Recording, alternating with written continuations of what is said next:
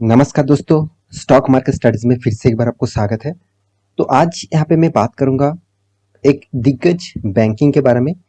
देखा जाए तो बैंक जो है वो एक प्राइवेट बैंक है और प्राइवेट इंडस्ट्रीज में जितने सारे बैंक्स हैं उनमें से लीडर जो है वो एचडीएफसी बैंक है। उसके बाद आईसीआईसीआई बैंक, उसके बाद कोटक बैंक, उसके बाद आपको एक्सिस बैंक देखने को मिलेगा और उसके बाद आपको अदर्स जो बैंक है जैसे इंडसइंड बैंक, बंधन बैंक और आईडीबीआई बैंक। उसके बाद जिसका नाम आएगा वो है AU small sorry AU bank. तो एयू बैंक जो है वो आ, मुझे लगता है फ्यूचर में ये बैंक बहुत बड़ा होने वाला है, क्योंकि इस कंपनी ने जिस तरीके से काम कर रहा है और जिस तरीके से क्वार्टर बेसिस रिजल्ट पब्लिश किया, जिस तरीके से कंपनी ने परफॉर्मेंस किया, उसके बेसिस से बात करूं तो कंपनी जबरदस्त यहाँ पे परफॉर्मेंस कर रहा है। तो मेरे हिसाब से इस कंपनी के ऊपर आपको फोकस जरूर होना चाहिए। तो आज इस कंपनी ने एक बहुत बड़ा अनाउंसमेंट किया। कंपनी पिछले दिनों में क्वार्टर फोर का रिजल्ट पब्लिश किया था। तो रिजल्ट तो बहुत बहुत जबरदस्त यहाँ पे हो चुके हैं। साथ ही साथ कंपनी ने दो अनाउंसमेंट किया है, वो एक है डिविडेंड और दूसरा है बोनस। तो चलो उसी के बारे में बात करूंगा। तो वीडियो को पूरा देखिए, क्योंकि देखिए इस तरीके से इन्फॉर्मेशन पाने के लिए आपको चैनल को सब्सक्राइब जरूर करना होगा, नहीं तो आपको इन्फॉर्मेशन नहीं मिलेगा। तो सब्सक्राइब करके बेल आइकन को हिट करके ऑल भी कर दीजिएगा, क्योंकि ऑल नोटिफिकेशन आपको मिलना चाहिए इस चैनल के माध्यम से। और हाँ, और एक चीज जरूर कहूंगा, अभी तक आपने डीमेट अकाउंट ओपन नहीं किया तो आप एंजल वन के माध्यम से डीमेट अकाउंट ओपन कर सकते हैं। इसका लिंक भी नीचे मिल जाएगा। आप हमारा ग्रुप से अकाउंट ओपन करेंगे तो आप free of cost account open कर सकते हैं। तो जाकर एक बार अकाउंट ओपन कर लीजिए। और आप हमारा इंटरडे लेवल में काम करते हैं तो उसका भी लिंक नीचे जाकर आप चेकआउट कर सकते हैं। निफ्टी, बैंक निफ्टी में किस तरीके से डेली बेसिस कॉल प्रोवाइड करते हैं, आप एक बार चेकआउट कर सकते हैं। फ्री ऑफ कॉस्ट है। फ्री ऑफ कॉस्ट का मतलब आप मत समझिए कि कॉल खराब होगा। आप एक बार जाकर देख लीजिए, क्योंकि प्रीमियम ग्रुप का ही कुछ कॉल्स यहाँ पे दिया जाते हैं। तो एक बार जाकर चेकआउट करिए। अगर आपको अच्छा लगता है तो कंटिन्यू करना, और अगर आपको खराब लगते हैं तो 1 वीक के बाद एग्जिट करना, क्योंकि 1 वीक किसी के ऊपर स्टडी करना चाहिए, उसके बाद डिसीजन लेना चाहिए। तो चलो देख लेते हैं आज के स्टॉक के डिटेल्स के बारे में। तो सबसे पहली बात, कंपनी के जो रिजल्ट आया उसके दिखाने से पहले मैं चार्ट पैटर्न के ऊपर जाना चाहूंगा। तो आप कहेंगे सर रिजल्ट तो अच्छा खासा हुआ था, आपने बोला था, फिर भी चार्ट पैटर्न इस तरीके से 4% तक गिरावट क्यों? देखिए आप सभी जानते हैं आज के दिन निफ्टी, सेंसेक्स और बैंक निफ्टी में भारी गिरावट देखने को मिला। अराउंड आप देखेंगे तो बैंक निफ्टी करीबन करीबन 1.35% से भी ज़्यादा गिरावट देखने को मिला था। तो देखिए 1% से ज़्यादा अगर निफ्टी, बैंक निफ्टी गिरते हैं तो बाकी उसका जितने सारे सेगमेंट है, उसी के सेगमेंट, बैंकिंग सेगमेंट, वो तो गिरेगा ही गिरेगा। तो इसीलिए आज के दिन इस कंपनी के ऊपर गिरावट देखने को मिला। फिर भी देखिए कंपनी का जो परफॉर्मेंस है मैं पहले ही आपको बता चुका हूँ, जबरदस्त किया है कंपनी ने रिजल्ट। तो चलो रिजल्ट के बारे में देख लेता हूँ, उसके बाद इस कंपनी के सारे डिटेल्स क्लियर कर दूंगा। तो यहाँ पे मैं रिजल्ट के ऊपर आ चुका हूँ। तो कंपनी का जो रिजल्ट है वो सबसे पहले आपको डिस्कस कर लेते हैं। तो यहाँ पे लाखों में रिजल्ट दिया गया है। तो चलो फर्स्ट रिजल्ट देख लेता हूँ। पहले इनकम। तो टोटल इनकम के बारे में बात करूँ तो करीबन 1,97,840, इसका मतलब है 19 करोड़ का टोटल, 19 करोड़ का टोटल यहाँ पे इनकम कंपनी ने किया। उसके बाद पिछले क्वार्टर में कितना था, देखिए 17 करोड़ का। तो पिछले क्वार्टर में 17 करोड़ का टोटल इनकम किया था। सॉरी माफी चाहता हूँ, 190 करोड़ का, 198 करोड़ का मतलब मान के चलिए। तो अराउंड आप सिर्फ फिगर देख लीजिए, आपको और भी क्लियर हो जाएगा। देखिए 1,97,000 पिछले क्वार्टर में, 1,77,000 पिछले साल में, 1,53,000। इसका मतलब कितना जम हुआ है इनकम में, आप एक बार देख सकते हैं। तो quarter of quarter basis, year of year basis बहुत शानदार यहाँ पे जाम देखने को मिला। अभी देख लेते हैं कंपनी का एक्सपेंस के बारे में। तो कंपनी का टोटल जो एक्सपेंस है वो 1,49,600 और पिछले क्वार्टर में था 1,31,300 और पिछले सालों में था 1,19,000।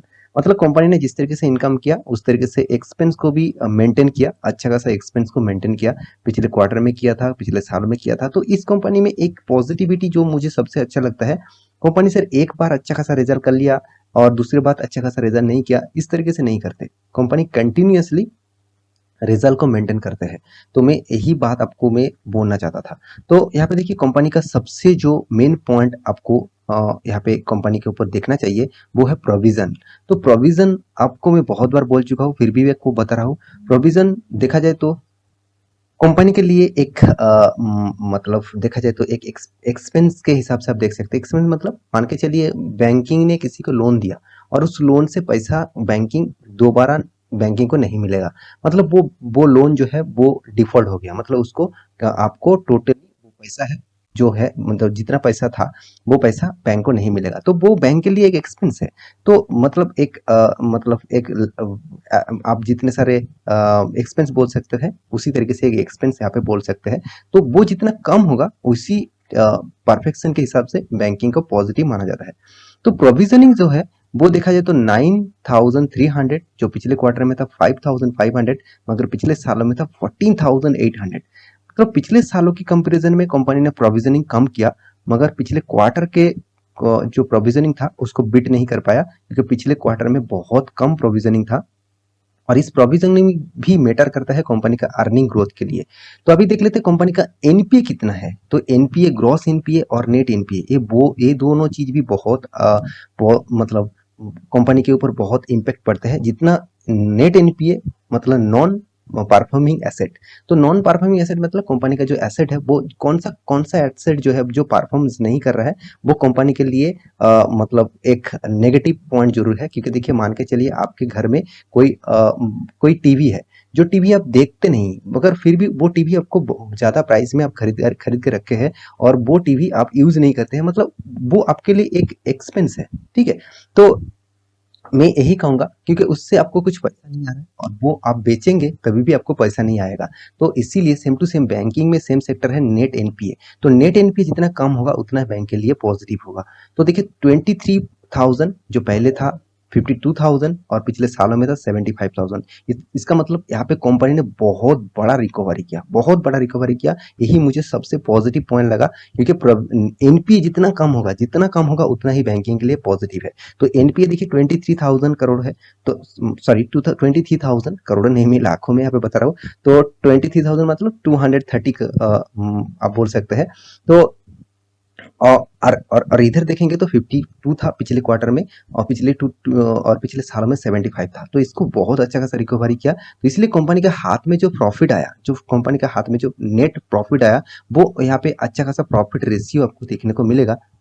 तो यहाँ पे देख सकते हैं जो प्रॉफिट है, net profit for the quarter, मतलब क्वार्टर बेसिस कंपनी ने जो प्रॉफिट नेट किया उसके बारे में भी बात करूँ तो कंपनी का जो प्रॉफिट रेशियो देखिए 34,600, जो पिछले क्वार्टर में था 30,000 और पिछले सालों में था 16,000। इसका मतलब प्रॉफिट कितना जम हुआ आप देख लीजिए, कितना शानदार यहाँ पे कंपनी ने प्रॉफिट मेंटेन किया, जो 20% तक यहाँ पे आ चुके हैं, जो पहले था 19% और पिछले सालों में तो 23% था।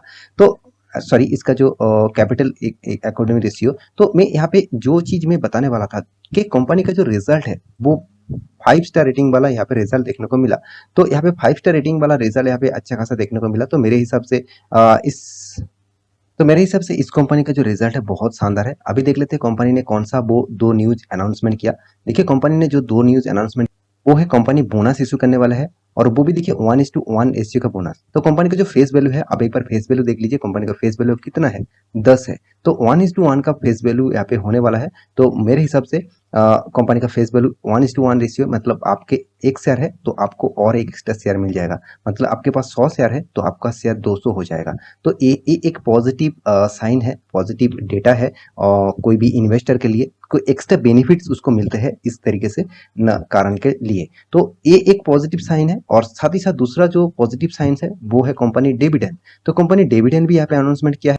तो कंपनी जो डिविडेंड अनाउंसमेंट किया, देखिए आप 0.50 रुपीज का डिविडेंड यहाँ पे अनाउंसमेंट किया पर इक्विटी शेयर में। तो मेरे हिसाब से, सॉरी, पहले आपको बोर्ड ने जो डिसीजन लिया तो 1 रुपीज का डिविडेंड मिलेगा और साथ ही साथ आपको एक्स्ट्रा बेनिफिट, एक्स्ट्रा डिविडेंड भी यहाँ पे मिलने वाला है। तो दोनों तरीके से देखा जाए तो इस कंपनी के बारे में सिर्फ एक ही चीज कहूंगा, यहाँ पे जो बोनस और डिविडेंड का जो अनाउंसमेंट किया है, इसके लिए आप कंपनी के ऊपर निवेश करेंगे तो आप गलत जा सकते हैं। तो मेरे कहने का मतलब है कंपनी अगर स्ट्रांग है, कंपनी का परफॉर्मेंस अगर स्ट्रांग है, तो आप उस कंपनी के ऊपर एक्स्ट्रा बेनिफिट मिले ना मिले उस कंपनी के ऊपर आपको रहना है।